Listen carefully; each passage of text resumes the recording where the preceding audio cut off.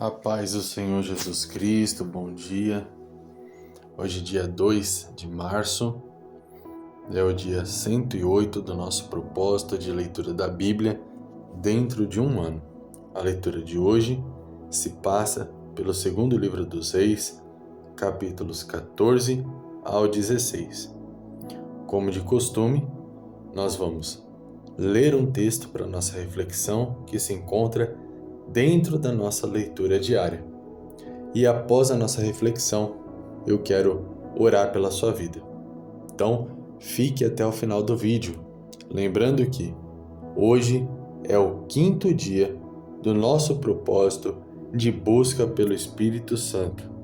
Então, ao final da nossa reflexão, eu quero orar pela sua vida com um propósito, o propósito de que Deus derrame sobre a sua vida o Espírito Santo com poder, autoridade, com dons espirituais e capacitação para que você consiga realizar toda a boa obra que Deus entregou nas suas mãos com excelência.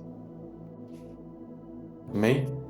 Abra sua Bíblia comigo no segundo livro dos Reis, capítulo 16, versículo 10. Enquanto você procura, deixe o seu like no vídeo, compartilhe com quem você ama, divulgue esse propósito de busca pelo Espírito Santo, divulgue esse propósito de devocionais diários junto com a leitura da Bíblia, para que mais pessoas que estão longe de Jesus possam se aproximar novamente dele ou então o conhecer pela primeira vez. E dessa forma você vai ser usado por Deus para fazer a boa obra que o Senhor Jesus nos confiou, que é pregar o Evangelho a toda criatura e fazer discípulos para Ele dentre todas as nações. Amém? Então, segundo livro dos Reis, capítulo 16, versículo 10, diz o seguinte: O rei Acaz foi para Damasco a fim de encontrar-se com Tiglat-Pileser, rei da Assíria, e, observando ali um altar, mandou ao sacerdote Urias um modelo do altar, com informações detalhadas para sua construção. O sacerdote Urias construiu o altar, executando todas as instruções que o rei Acaz havia mandado de Damasco, antes que este chegasse de Damasco. Quando o rei Acaz chegou de Damasco, viu o altar, aproximou-se e subiu a ele. Fez queimar sobre o altar seu holocausto, ofertas de cereais e suas oblações, vinho e sangue de ofertas pacíficas. O altar de bronze, que era dedicado exclusivamente a Yahvé, o Senhor Deus, ficava entre o novo altar e o templo. E por isso Acaz o transferiu para o lado norte do seu novo altar. Então o rei Acaz deu a Urias a seguinte ordem: Queima no meu grande altar o holocausto da manhã, como também a oferta de cereais e o holocausto do rei, e a sua oferta de manjares, e o holocausto de toda a nação, e a sua oferta de manjares, e as libações, todo o sangue dos holocaustos e todo o sangue dos sacrifícios aspergirás sobre o altar. Porém, utilizarei o altar de bronze como oráculo para as minhas adivinhações. Bem, meus amados, esse texto ele nos mostra que em um ponto muito importante da história do povo, o rei Acaz, que reinou sobre Israel, ele era um homem corrompido, fazia de tudo que desagradava a Deus. E ele, em uma visita a Damasco, observa e vê um altar que ele achou bonito, um altar que ele se impressionou ao olhar. Então ele descreve todos os detalhes daquele altar e envia para o sacerdote que estava em Jerusalém. Esse sacerdote, Urias, ele recebe essas instruções e ele corre para fazer esse altar exatamente como o rei mandou, para que quando o rei chegasse da sua ida a Damasco, ele pudesse olhar e já ver o altar pronto para ser utilizado. Quando o rei Acás chega e olha o altar pronto, ele faz exatamente aquilo que era esperado. Afinal, ele mandou construir um altar e era natural que ele oferecesse algo em cima daquele altar. Então, ele oferece ofertas e holocaustos em cima desse novo altar. E aqui nós chegamos a um ponto muito importante que nos traz uma grande lição, duas grandes lições.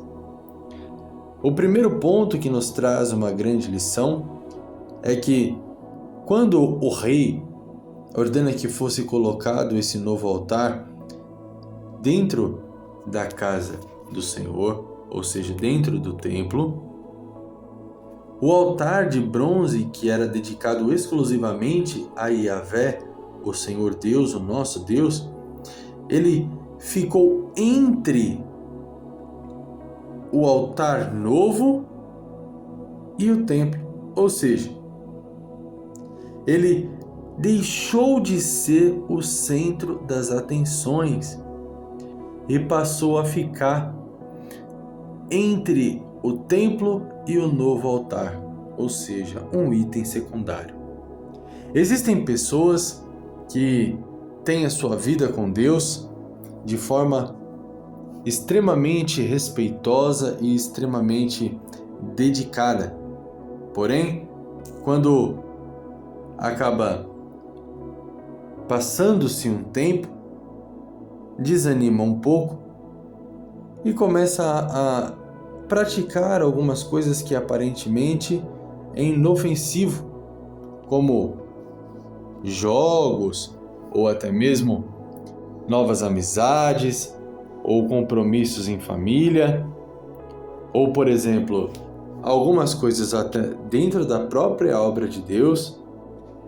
E essas coisas acabam se tornando indispensáveis para essa pessoa, ao ponto de que, mesmo que seja necessário se desdobrar para fazer a vontade dessas pessoas, ou até mesmo para estar junto dessas pessoas, como por exemplo, existem amizades que você se desdobra, você se sacrifica para estar ao lado dessa pessoa, mas sempre que você fala, vem aqui em casa, ou vamos fazer tal coisa, você pode me ajudar aí comigo em tal lugar, essa pessoa nunca está disponível, sempre aconteceu alguma coisa muito importante que impede essa pessoa de estar disponível para você.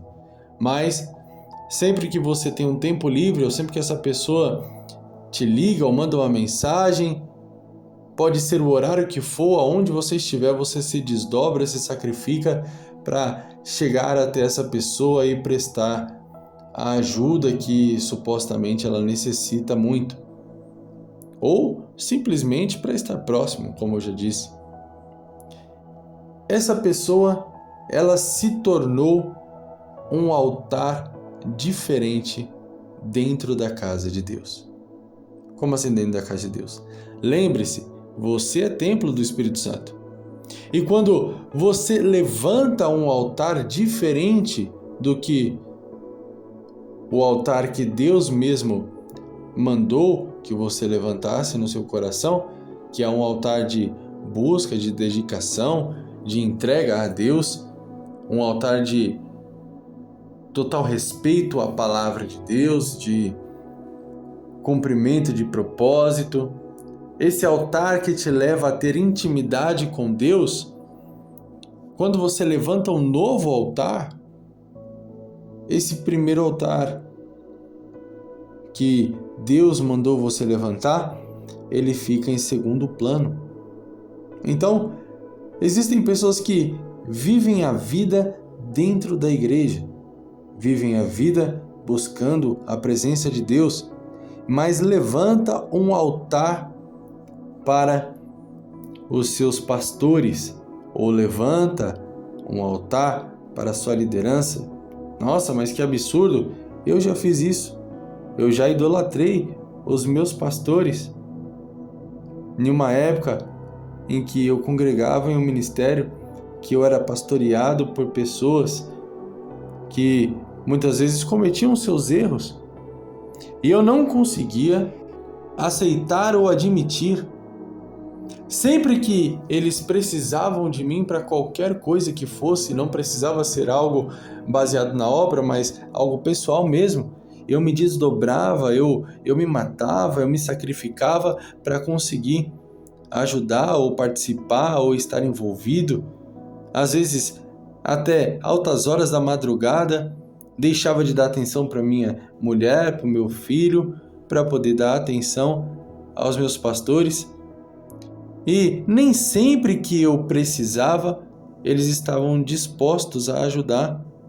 Então, eu tratava como uma amizade com os meus pastores. Porém, eles não enxergavam a amizade na mesma intensidade. E isso é normal.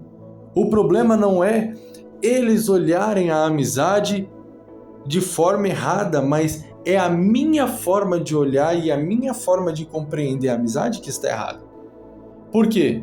Verdadeiramente aquela amizade não era tudo quanto eu pensava que deveria ser ou que era. Eu estava colocando essa amizade, essa aliança em um lugar de destaque dentro do meu coração, quando na realidade o que deveria ter verdadeiramente destaque, o que deveria verdadeiramente ser prioridade dentro do meu coração é o altar de Deus, o que me faz ter verdadeiramente união e fidelidade a Ele. A partir do momento que eu deixo de lado a minha vida pessoal, a minha família, eu deixo de lado até mesmo orientações e ministério para poder servir a amizade que eu tenho com alguém, essa amizade se torna um altar estranho que vai ocupar um espaço de relevância e colocar o altar de Deus em segundo plano, consequentemente me afastando, me desligando da união que eu tenho com Deus. Segundo ponto muito importante, o rei Acaz, ele disse, olha, faça todos os sacrifícios, holocaustos e ofertas do povo nesse grande altar que eu mandei você fazer. Porém, aquele altar antigo de bronze, esse daí eu vou usar como um oráculo para mim. Eu vou utilizar esse altar de Deus para que eu possa consultar o que eu devo fazer, consultar o que eu posso ou não, ou como proceder em situações difíceis. Isso nos traz uma lição muito, muito importante. Existem momentos na nossa vida que nós tratamos a Deus como se Deus fosse um oráculo. Vivemos a nossa vida da forma que nós gostamos, da forma que nós queremos, sem se preocupar se estamos suprindo a expectativa de Deus para nós ou não, sem se preocupar se nós estamos fazendo aquilo que agrada ao Senhor ou não, sem se preocupar se nós estamos nos importando com a opinião de Deus.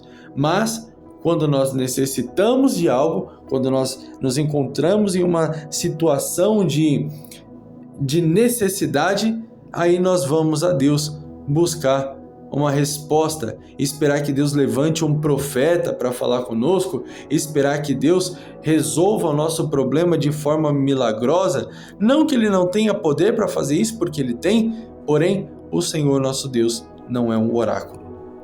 Ah, irmão, mas na Bíblia a ideia de oráculo que está escrito aí não é algo relacionado a paganismo. Pode ser que alguém que serve a Deus, ou até mesmo a presença de Deus, seja mencionada como oráculo. Então, pense comigo, se você tem disposição para agradecer, para exaltar, para glorificar coisas aleatórias que não é a presença de Deus, por que você vai buscar a presença de Deus somente quando você necessita de um posicionamento, de uma resposta ou direcionamento. Dê glória a quem realmente é digno de recebê-la. Exalte ao único que é digno de ser exaltado. Honre ao único que merece toda a honra. Não busque a Deus somente quando você precisa de uma orientação ou de uma solução para os seus problemas. Busque a Deus também como forma de agradecimento, de exaltação e de adoração a Ele. Porque Ele é digno, Ele merece. E é nosso papel fazer assim, entregar honra a quem tem honra. Amém? Vamos orar?